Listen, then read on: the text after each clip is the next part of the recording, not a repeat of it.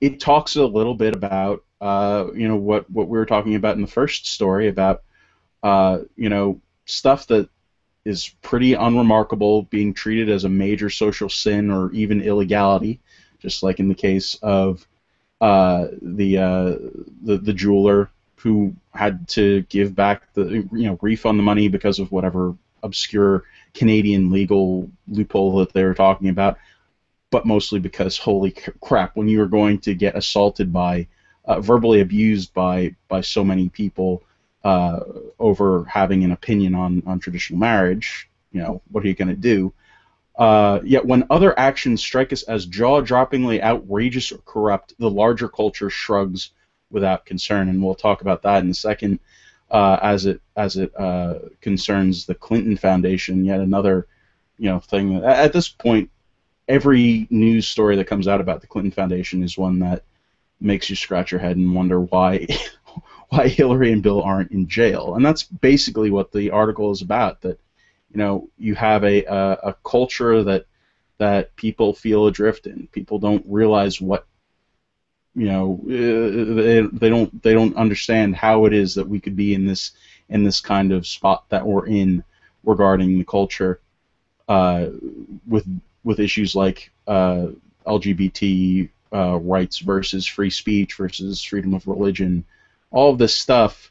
And it's just a really depressing piece. And I know, Fisher, you were disappointed for it being written. Okay, let me put it this way.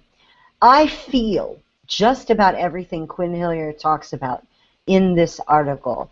I look at the political situation, the landscape, and the politics, and the things that we should be irate as a nation about, which is sort of meh. The fact that Benghazi didn't get the traction that it should have, that it didn't end Obama's presidency, for one, and Hillary Clinton's chances of becoming president later, those things, I get that. I get the frustration.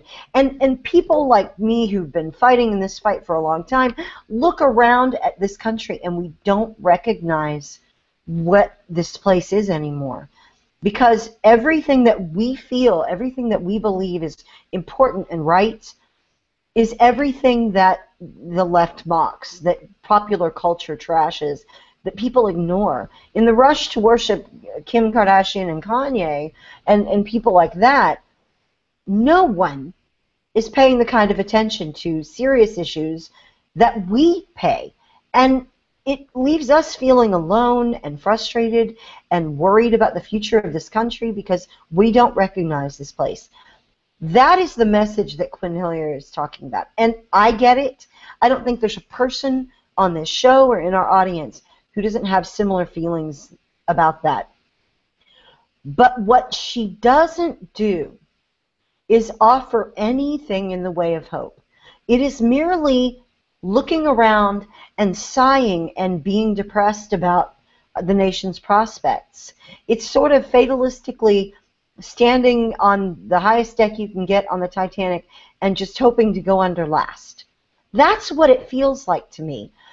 And so often pieces that I read that don't have a destination, that don't have a battle plan, that don't have solutions or suggestions on how to deal with things, just send me into that tailspin and I can't function anymore.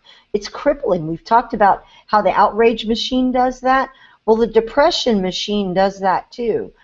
And that's why we've built the Refinery. That's why we built Free Radical Network. That's why the Party of Choice talks about these things to people anywhere, any audience they can get in front of, because we need a solution, a way forward, something that we can do. If there's a problem that's too big for me to solve, I'm just going to kick back and do my thing and not worry about the rest of y'all. I'm going to take care of me, and you go do you, and forget what happens to you. That's not how I want to live, and that's not how I think any of us want to live.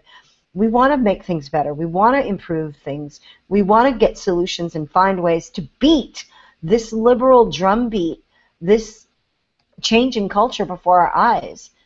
But too often we just stop at, oh, woe is us, it's so miserable. And that is fatal to us. I cannot stress it enough. Articles like that are fatal to us. I love Ace of Spades. It's one of the reasons that I'm as conservative as I am. It's one of the reasons why I'm in this, because a friend that I played Guild Wars with referred me to Ace of Spades. Been reading it pretty much daily for, gosh, it's got to be, I don't know, 7 years now. And I have to say that one of the things that I don't know if it was directly from Ace that it came from, but one of the things I just hate the most in the comment section over at Ace of Spades is the sweet meteor of death people. I hate it so much. I hate reading, just keep on praying for that sweet meteor of death to come. It's like, come on, guys, resigning to have already lost. It's not helpful. It's just it's very depressing, is what it is. I actually watched Tomorrowland this last week, and I was wishing for the sweet meteor of sweet death. The Clinton Foundation is not a charity, okay? Mother Teresa was a charity. And let me give you a few quick points. Number one, Mother Teresa did not pocket 90% of the money coming in, okay? Number two, Mother Teresa also never rewarded donations with greatly increased weapons contracts. I'm pretty sure of that. Okay. Number three, Mother Teresa also never received donations from press leaders who are going to be reporting on her presidential campaign.